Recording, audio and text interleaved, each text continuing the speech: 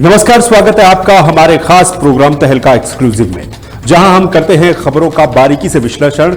आज के इस एपिसोड में हम किन खबरों पर बात करेंगे, सबसे पहले उसका मेन्यू देख लेते हैं। सबसे पहली खबर आज आपको बताएगी कि भारत में माओवाद का क्या इतिहास रहा है, क्या इंपैक्ट रहा है और माओवाद से साल दर साल, समय दर समय किस तरह से भारत निपटता रहा है। साथ ही नक्सली एनकाउंटर में मारे गए 1 करोड़ रुपए के और पढ़े लिखे, ध्यान दीजिएगा, 1 करोड़ रुपए इनामी और पढ़े लिखे माओवादी के बारे में भी आज आपको बताएंगे। दूसरी खबर होगी एक ऐसे अज्ञात की जिससे पाकिस्तान डरा हुआ है।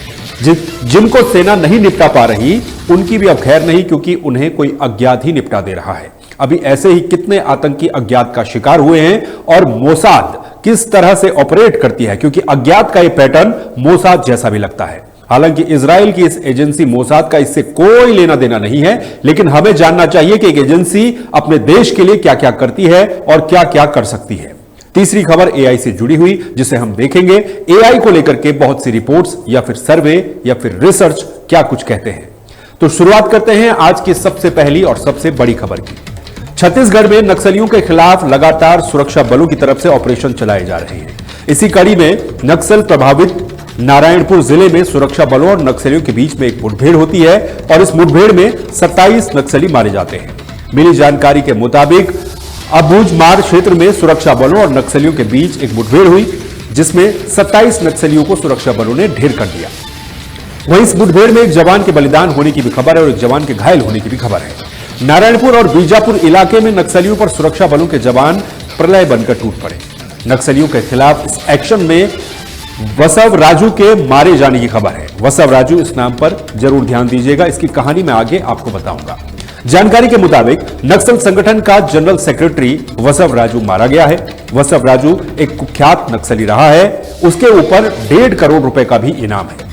अब आपको बताता हूं मैं कि वसव राजू आखिर था कौन। जानकारी के मुताबिक 2018 में वसव राजू को नक्सल संगठन की कमान सौंपी गई। वसव राजू का असली नाम नंबाला केशव राव है। उसे गगन्ना, प्रकाश और बीआर के नाम से भी लोग जानते थे। उसके पिता का नाम वासुदेव राव था और वो काफी उम्र दराज है। उसकी उम्र लगभग 75 साल के आसपास बताई जा रही है। अब यहां पर ध्यान देने वाली बात यह है कि वसव राजू भले ही एक माओवादी था, एक नक्सली था, लेकिन उसने बीटेक की पढ़ाई की थी और वो आंध्र प्रदेश के श्रीकाकुलम का रहने वाला था। वसव राजू खूंखार नक्सली था। वो भारतीय कम्युनिस्ट पार्टी माओवादी का एक सीनियर कैडर था और दक्षिण बस्तर डिविजनल कमेटी का चीफ भी था। राजू छत्तीसगढ़, ओडिशा से लेकर के आंध्र प्रदेश की सीमाओं पर सक्रिय था। वसव राजू का आपराधिक रिकॉर्ड क्या है, उस पर अगर हम नजर डालें तो इसने कई नक्सली हमलों को अंजाम दिया था। इसमें पुलिसकर्मियों और नागरिकों की हत्या, खनन कंपनियों से उगाही करना, सरकारी संपत्तियों को नुकसान पहुंचाना भी शामिल है। सबसे बड़ा हमला वसव राजू के द्वारा सुकमा और दंतेवाड़ा नक्सली हमला था। आपको याद होगा दंतेवाड़ा और सुकमा में जो नक्सली हमला हुआ था उसमें क्या कुछ हुआ था। 2010 के दंतेवाड़ा हमले में 75 सीआरपीएफ के जवान शहीद हो गए थे। इसमें उसका ही हाथ था, जिसको जो सुरक्षा बल है उन्होंने मार गिराया है। भारत में माओवाद की अब बात कर लेते हैं। आखिर माओवाद है क्या, जिसे आमतौर पर हम नक्सलवाद के नाम से भी जानते हैं। दशकों से देश की आंतरिक सुरक्षा के लिए माओवाद या फिर नक्सलवाद एक बहुत गंभीर चुनौती है। हालांकि हाल के वर्षों में सरकार के समन्वित प्रयासों और विकास केंद्रित नीतियों के कारण इस समस्या पर काफी हद तक लगाम कसने में सरकार को सफलता मिली है। केंद्रीय गृह मंत्रालय के आंकड़ों के मुताबिक माओवादी हिंसा की घटनाओं में उल्लेखनीय कमी आई है और प्रभावित क्षेत्रों का दायरा भी सिकुड़ गया है। पिछले काफी समय से एक बड़े नक्सली हमले या फिर नक्सली एक्टिविटीज की खबरें आपने सुनी नहीं होंगी। आखिर माओवाद है क्या और इसकी जड़ें कहां तक जाती हैं? माओवाद चीन के क्रांतिकारी नेता माओ त्सो तुंग के द्वारा विकसित किया गया एक साम्यवाद का ही स्वरूप है, जो सशस्त्र संघर्ष और हिंसा के माध्यम से राज्य सत्ता पर कब्जा करने पर जोर देता है।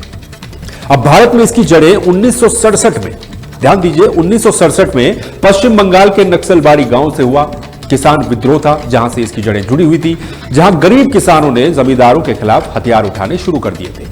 धीरे धीरे यह आंदोलन देश के मध्य और पूर्वी हिस्सों में फैल गया, जिसे रेड कॉरिडोर के नाम से जाना जाता है। इस आंदोलन का मुख्य आधार भूमि अधिकारों की कमी, बुनियादी विकास का अभाव और स्थानीय समुदायों, विशेषकर आदिवासियों के बीच राजनीतिक अलगाव जैसी शिकायतें ही रही। अब इसकी वर्तमान स्थिति और आंकड़े क्या है? वामपंथी उग्रवाद से प्रभावित राज्यों में छत्तीसगढ़, झारखंड, ओडिशा, आंध्र प्रदेश, तेलंगाना, महाराष्ट्र, मध्य प्रदेश और केरल शामिल हैं। हालांकि इन राज्यों में भी माओवादी गतिविधियों का प्रभाव अलग अलग स्तर पर अलग अलग रूप से देखने को मिलता है। छत्तीसगढ़ का बस्तर इलाका अभी भी माओवादी गतिविधियों का एक महत्वपूर्ण गढ़ बना हुआ है, जबकि अन्य राज्यों में इसकी उपस्थिति काफी कम हो गई है।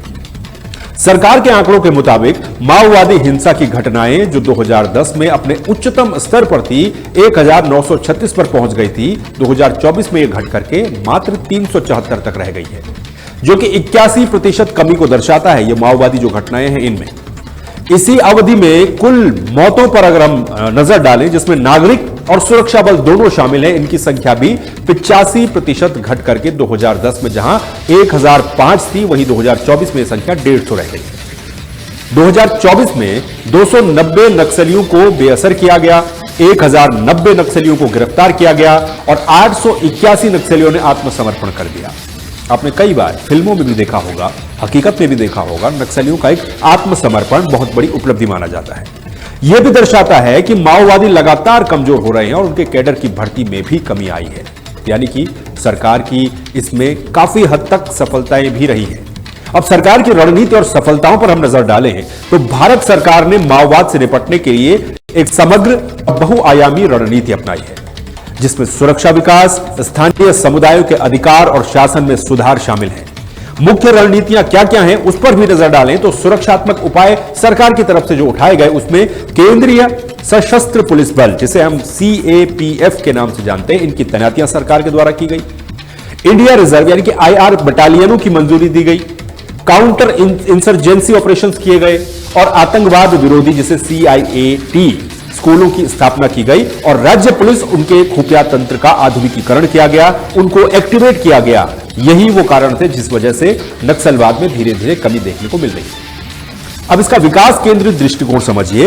नक्सल प्रभावित क्षेत्रों में बुनियादी ढांचे के विकास के बजट के लिए आवंटन में 300% की वृद्धि की गई है। सड़क आवश्यकता योजना यानी कि RRP और आकांक्षी जिला कार्यक्रम जैसे कार्यक्रमों के माध्यम से इन क्षेत्रों में शिक्षा, स्वास्थ्य सेवा, कनेक्टिविटी, बैंकिंग और डाक सेवाओं तक पहुंच बढ़ाई जा रही है। आत्मसमर्पण और पुनर्वास, ये जो पॉइंट मैं आपको बताने जा रहा हूं, ये काफी ज्यादा इंपॉर्टेंट बन जाता है माओवाद के इस पूरे परिप्रेक्ष्य में या फिर नक्सलवाद के इस पूरे सिनारियो में। आत्मसमर्पण यानी कि सरेंडर और उनका पुनर्वास, हिंसा का रास्ता छोड़ने वाले माओवादियों के लिए पुनर्वास की नीतियां सरकार के द्वारा चलाई जा रही है। जैसे कि मैंने पहले भी कहा कि नक्सलवाद में जो आत्मसमर्पण की संख्या वो लगातार बढ़ी है। पिछले 10 वर्षों में 8000 से अधिक नक्सलियों ने हिंसा का रास्ता छोड़ दिया है। सोचिए, इतना बड़ा ये डेटा है। पिछले 10 सालों में करीब 8000 नक्सलियों ने हिंसा का रास्ता छोड़ दिया है। वित्तीय नाकेबंदी, धन शोधन निवारण कानून जिसे हम PMLA के नाम से जानते हैं, इसके तहत जो मामले दर्ज किए गए हैं और नक्सलवादियों को धन मुहैया कराने वालों को जेल भेजा गया है, यानी कि उनका फाइनेंशियल सपोर्ट पूरी तरह से काटने की कोशिश पिछले कई सालों में की गई है। अवैध खनन, अफीम की खेती और फिरौती जैसे स्रोतों से उनकी फंडिंग को रोकने के प्रयास भी सरकार के द्वारा किए गए। ये वो तमाम कारण थे जिसकी वजह से नक्सलवाद में धीरे धीरे कमी देखने को मिल रही है। और क्योंकि ये हालिया जो ऑपरेशन था, एनकाउंटर था, ये काफी बड़ा था, इसीलिए इस परिप्रेक्ष्य में हमने आपको डिटेल से बताया कि नक्सलवाद क्या था, क्या है, किस तरीके से ऑपरेशन चलाए गए, कितनी कमी आई गई, डेटा क्या कहता है, सब कुछ आपने जाना। गृह मंत्री अमित शाह ने मार्च 2026 तक भारत को माओवाद से पूरी तरह से मुक्त करने की प्रतिबद्धता भी जताई थी। 2026 तक, यह 2025 चल रहा है। छत्तीसगढ़ के बीजापुर और कांकेर में हाल ही में हुए ऑपरेशन में 22 नक्सलियों के मारे जाने की जो पूरी सफलता थी, वो इस दिशा में एक महत्वपूर्ण सफलता भी है। अब इस पर चुनौतियां और आगे की राह क्या कहती है। माओवाद की समस्या पर काफी हद तक काबू पाया गया है, फिर भी कुछ चुनौतियां हैं जो बनी हुई है। माओवादी अभी भी दूर दराज के इलाकों में सक्रिय हैं और कभी कभी सुरक्षा बलों पर घात लगा करके हमला कर देते हैं। छत्तीसगढ़ और झारखंड जैसे राज्यों में युवा बच्चों को भी अपने दस्तों में वो शामिल करने की कोशिश करते हैं। इस तरह की खबरें आती रहती हैं। अब सरकार को सुरक्षा अभियानों के साथ साथ विकास कार्यों को और अधिक गति देनी होगी। स्थानीय आबादी की शिकायतों को दूर करना होगा, उन्हें मुख्य धारा में शामिल करना होगा, उनके अधिकारों को सुनिश्चित करना होगा। यह बहुत महत्वपूर्ण बन जाता है। बुनियादी ढांचा परियोजनाओं को समय से पूरा करना, रोजगार के अवसर पैदा करना माओवादी विचारधारा के प्रभाव को कम करने में मदद करेगा। ऑब्वियसली जब रोजगार होगा, लोगों की समस्याएं खुद सरकार सॉल्व कर देगी, तो माओवाद नाम की चीज इस पूरी पिक्चर से हट जाएगी। प्रभावी और खुफिया तंत्र और राज्यों के बीच में बेहतर समन्वय भी इस दिशा में चुनौती से निपटने के लिए काफी ज्यादा आवश्यक है। ये वो तमाम बातें थी जो माओवाद या फिर नक्सलवाद से जुड़ी हुई हैं। इसका पूरा सिनेरियो आपने समझा। उम्मीद करते हैं कि भविष्य में भी इसी तरीके की सफलताएं माओवाद को या फिर नक्सलवाद को खत्म करने की दिशा में सरकार को या फिर हमारे जो सशस्त्र बल हैं उनको मिलती रही। अब हमने एक माओवाद की तो बात कर ली, अब दूसरी खबर में हम बात करेंगे एक आतंकवाद की। माओवाद का सफाया या फिर माओवाद का खात्मा सरकार किस स्तर तक कर रही है, सुरक्षा बल किस स्तर तक कर रहे हैं, वो एक अलग विषय है। लेकिन आतंकवाद का खात्मा किस तरह से भारतीय सेना कर रही है, इसका एग्जाम्पल हमने आजकल देखा। अब हम बात करेंगे पाकिस्तान में लगातार हो रही उन अज्ञात हत्याओं की। ध्यान दीजिए, अज्ञात या फिर अननोन कह लीजिए, अज्ञात हत्याओं की, जिन्होंने न केवल पाकिस्तान को बल्कि पूरी दुनिया को हैरत में डाला हुआ है। पाकिस्तान की धरती पर जहां कभी भारत के सबसे बड़े दुश्मन खुले घूमते थे, वहीं अब एक रहस्यमयी सिलसिला शुरू हो गया है, जिसमें एक के बाद एक के बाद एक कई खूंखार आतंकवादी अज्ञात हमलावरों के निशाने बन रहे हैं, उनके निशाने पर आ रहे हैं और उनकी मौत हो रही है। पिछले 2 वर्षों में पाकिस्तान और कनाडा में, ध्यान दीजिए, पिछले 2 वर्षों में पाकिस्तान और कनाडा में 20 से अधिक ऐसे खूंखार आतंकवादियों को रहस्यमयी तरीके से मार गिराया गया है, जो भारत की मोस्ट वांटेड सूची में शामिल थे। इन हत्याओं का पैटर्न लगभग एक जैसा है।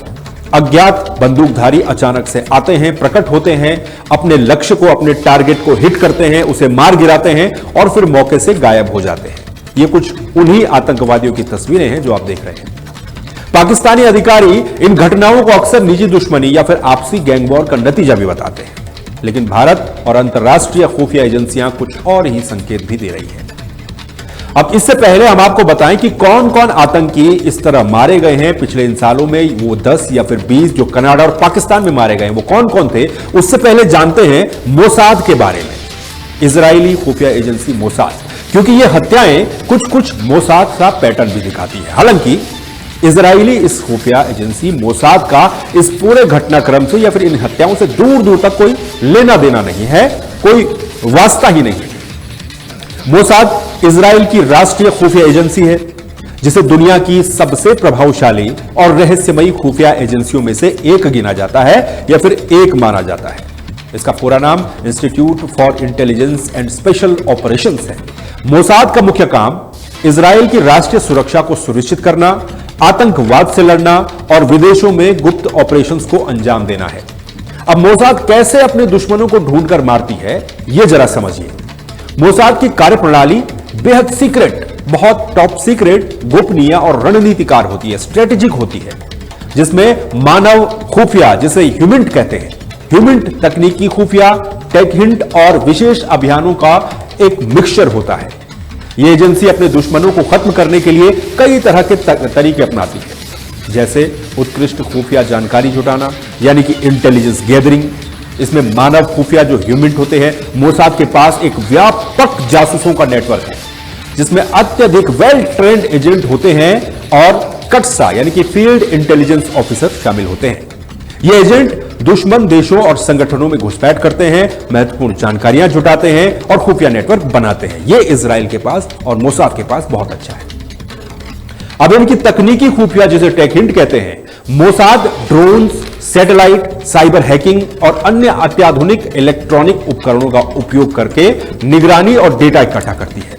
हाल के पेजर हमले देखे, ये तकनीकी दक्षता को दिखाने का सबसे बेहतर उदाहरण है, जहां पर पेजर में विस्फोट लगाकर दूर से ही धमाके करवाए गए। सिग्नेट संचार संकेतों को इंटरसेप्ट कर देना और उनका विश्लेषण करना, यह भी मोसाद की रणनीति का एक महत्वपूर्ण हिस्सा माना जाता है। विशेष अभियान इकाइयां यानी कि स्पेशल ऑपरेशंस यूनिट, जिसमें कीडोन एक टर्म है, यह मोसाद की एक गुप्त इकाई है जिसे प्रोफेशनल किलर्स के रूप में जाना जाता है। कीडोन इसका नाम है। इनका काम टारगेट किलिंग्स यानी कि लक्षित हत्याएं करना, उनको अंजाम देना, टिडोन के सदस्यों को बहुत कठोर, इतना स्ट्रिक्टली ट्रेन किया जाता है, बहुत कठोर प्रशिक्षण दिया जाता है, कठोर प्रशिक्षण से उन्हें गुजरना पड़ता है और वो विभिन्न प्रकार के हथियारों और तरीकों का उपयोग करने में बेहद माहिर होते हैं। मेट्साडा, ये इकाई सीधे दुश्मन पर हमला करने का काम करती है। विभिन्न तरीके और तकनीकें उसमें अगर हम देखें तो टारगेट किलिंग्स होती हैं। मोसाद अपने दुश्मनों को खत्म करने के लिए लक्षित हत्याओं को, टारगेट किलिंग्स को अंजाम देने के लिए कुख्यात है। ये हत्याएं अक्सर अत्यंत सुनियोजित और सटीक होती हैं, जिसमें जहर, कार, बम, रोबोटिक मशीन गन या फिर अन्य गुप्त तरीकों का इस्तेमाल किया जाता है। उदाहरण के लिए फिलिस्तीनी कमांडर वादी हद्दाद को जहरीले टूथपेस्ट से मारा गया था। आप अंदाजा लगाइए। मोसाद के कुछ प्रमुख ऑपरेशंस और चर्चित ऑपरेशंस कौन कौन से थे, उन पर नजर डालते हैं। ऑपरेशन रेथ ऑफ गॉड, दुनिया जानती है ऑपरेशन रेथ ऑफ गॉड। 1972 के म्यूनिक ओलंपिक नरसंहार के बाद मोसाद ने फिलिस्तीनी आतंकवादियों को दुनिया के विभिन्न हिस्सों में ढूंढकर मार गिराया था। ऑपरेशन एंटेबे, 1976 में ही युगांडा में एक प्लेन हाईजैक हो जाता है और प्लेन हाईजैक के बंधकों को बचाने के लिए यह ऑपरेशन एंटेबे शुरू किया जाता है। इजरायली कमांडो के साथ मिलकर मोसाद ने एक सफल रेस्क्यू ऑपरेशन को अंजाम दिया, अपने हाईजैक प्लेन को छुड़ा लिया, जिसे ऑपरेशन थंडरबोल्ट भी कहा जाता है। यह ऑपरेशन थंडरबोल्ट काफी ज्यादा प्रसिद्ध है, काफी ज्यादा फेमस है। एडोल्फ आइशमैन का अपहरण, 1960 में अर्जेंटीना से नाजी युद्ध अपराधी एडोल्फ आइशमैन का अपहरण करके उसे इजराइल लाया गया, जहां उस पर मुकदमा चलाया गया और उसे फांसी दी गई। बहुत फिल्मी टाइप की कहानियां लगती हैं मोसाद की।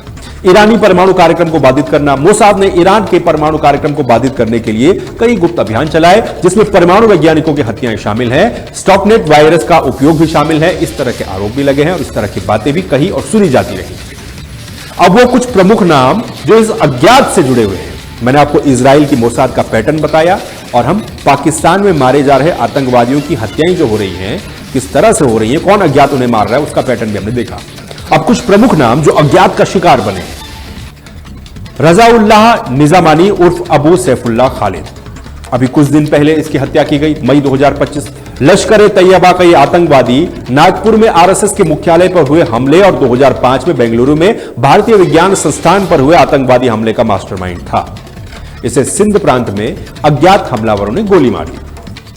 फैजल नदीम उर्फ अबू कताल, मार्च 2025, यह भी लश्कर तैयबा का एक प्रमुख आतंकवादी था, जिसे मार्च 2025 में मार गिराया गया। मौलाना काशिफ अली, फरवरी 2025, लश्कर तैयबा की रणनीतिक शाखा का एक चीफ था, इसे भी अज्ञात हमलावरों ने अपना शिकार बनाया। शाहिद लतीफ, अक्टूबर 2023, 2016 के पठानकोट हमलों का मुख्य साजिशकर्ता लतीफ पाकिस्तान के सियालकोट में एक मस्जिद के अंदर अज्ञात बंदूकधारियों के द्वारा मारा गया। मुफ्ती कैसर फारूक, सितंबर 2023, लश्कर तैयबा का सदस्य और 26/11 के मास्टरमाइंड हाफिज सईद का सहयोगी था, जिसे कराची में गोली मार दी गई। जियाउर रहमान, सितंबर 2023, लश्कर तैयबा का यह भी सदस्य था, इसे भी कराची में अज्ञात बंदूकधारियों ने अपना निशाना बनाया। अदनान अहमद उर्फ हंजला अदनान, 2023 दिसंबर की यह बात है। 2016 में पंपोर में सीआरपीएफ के काफिले पर जो हमला हुआ था, उसका मास्टरमाइंड था, इसे कराची में भी अज्ञात हमलावरों ने ही मार गिराया। सैयद खालिद रजा, फरवरी 2023, अलबद्र के पूर्व कमांडर सैयद खालिद रजा की भी गोली मारकर हत्या कर दी गई थी। अब इन हत्याओं के पीछे कौन है, कौन वो अज्ञात है जो पाकिस्तान को डरा रहा है, और पाकिस्तान में बैठा हर एक आतंकवादी ये सोचकर परेशान है कि पहले तो भारतीय सेना ढूंढ ढूंढ कर और चुन चुन कर मार देगी, और अगर भारतीय सेना का निशाना चूक भी गया इन केस, तो फिर ये अज्ञात उन्हें छोड़ने वाला नहीं है। इन हत्याओं के पीछे कौन है, ये सवाल अभी भी एक पहेली बना हुआ है। पाकिस्तान लगातार इन घटनाओं को व्यक्तिगत दुश्मनी या फिर आंतरिक संघर्षों का परिणाम बताता है। हालांकि अंतर्राष्ट्रीय मीडिया और खुफिया सूत्रों का यह मानना है कि सुनियोजित हत्याओं के पीछे कुछ और भी हो सकता है। यह सवाल उठाया जा रहा है कि क्या यह भारत का नया भारत है जो अपने दुश्मनों को चुन चुन कर निशाना बना रहा है, या फिर पाकिस्तान के भीतर ही कोई ऐसा गुट है जो कि सक्रिय है और जो आतंकवादियों के खिलाफ कार्रवाई कर रहा है। इन सवालों के जवाब अभी मिले नहीं है, आने बाकी है। यह अज्ञात हत्याएं पाकिस्तान में बैठे आतंकवादियों के लिए एक साफ संदेश है कि अब उनकी सुरक्षित कोई भी पनाहगाह नहीं है। अब यह देखना भी बड़ा दिलचस्प है कि यह रहस्यमयी सिलसिला कब तक जारी रहता है और कितने पाकिस्तान में बैठे आतंकवादी इससे इंपैक्ट होते हैं, पाकिस्तान की आंतरिक सुरक्षा पर इसका क्या प्रभाव पड़ता है। तो हमने जाना किस तरह से पाकिस्तान में अज्ञात जो हमलावर है वो इन आतंकवादियों का सफाया कर रहा है। लेकिन अब एआई से जुड़ी हुई खबर, पिछले 1-2 वर्षों में आर्टिफिशियल इंटेलिजेंस को लेकर काफी चर्चा की जा रही है। एआई को लेकर कई धारणाएं बनाई जा रही है कि इसके प्रतिदिन के उपयोग के कारण जो मानवीय नौकरियां हैं उन पर बड़ा प्रभाव पड़ सकता है। कुछ जगहों पर यह दावा किया गया कि एआई के कारण लोगों की नौकरियों पर संकट मंडरा सकता है। दावा यह भी किया जा रहा है कि लोगों की जगह कंपनियां एआई का सहारा लेंगी, जिससे काम आसान होगा, कम समय में होगा। इस बीच एक ऐसी स्टडी सामने आई है जिसने सभी को चौंका दिया। एक स्टडी में दावा किया गया कि एआई के आ जाने से भी लोगों के काम पर बहुत हल्के परिणाम ही देखने को मिले हैं। अब यह स्टडी क्या कहती है? डेनमार्क के national bureau of economy research की एक रिपोर्ट है जो जारी हुई है। यह बताती है कि एआई के इस्तेमाल से कोई खास असर देखने को नहीं मिला। रिपोर्ट यह बताती है कि एआई की मदद से औसतन एक कर्मचारी अपने 3 मिनट बचाएगा, वहीं उसकी प्रोडक्टिविटी पर केवल 7 से 8% इजाफा ही देखने को मिला। इस बीच अर्थशास्त्री एंडर्स हमलम ने और एमिली वेस्टनगार्ड ने शोध पत्र में लिखा है कि एआई चैट बॉक्स का किसी भी व्यवसाय में कमाई या रिकॉर्ड किए गए घंटों पर कोई खास असर नहीं पड़ा। बताया जा रहा है कि अध्ययन के लिए 7,000 ऑफिसों के 25,000 कर्मचारियों को चुनाया गया और इन पर यह विश्लेषण किया गया। अधिकांश कर्मचारी ऐसे थे जो लेखाकार, ग्राहक सहायता विशेषज्ञ, वित्तीय सलाहकार, कोई मानव संसाधन पेशेवर, सॉफ्टवेयर डेवलपर्स के व्यवसाय से जुड़ा हुआ था। ऐसा माना जाता रहा है कि एआई के आने से इन लोगों की नौकरियों पर काफी ज्यादा खतरा है। आंकड़ों का विश्लेषण करने के बाद यह पता चला कि एआई के आने के बाद भी मानव श्रमिकों का कोई विस्थापन ज्यादा नहीं मिला है। नौकरियों पर एआई का संभावित प्रभाव क्या है? नौकरियों का विस्थापन, कई शोधों में यह आशंका जताई गई थी कि एआई और ऑटोमेशन के आ जाने के कारण मौजूदा नौकरियां खतरे में पड़ सकती है, खासकर वे जिन कामों में जिनमें दोहराव वाले कार्य जैसे डेटा एंट्री, ग्राहक सेवा के कुछ काम होते हैं, कुछ हद तक विश्लेषण करना भी शामिल है, इनके स्वचालित होने की संभावना थी।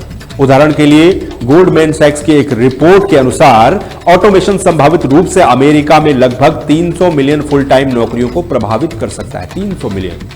मैकिन्से के एक अनुमान के अनुसार वर्तमान में किए जा रहे लगभग आधे काम को मौजूदा तकनीकों का उपयोग करके स्वचालित किया जा सकता है। जितने काम चल रहे हैं सोचिए उसका आधा। नई नौकरियों का सृजन होगा।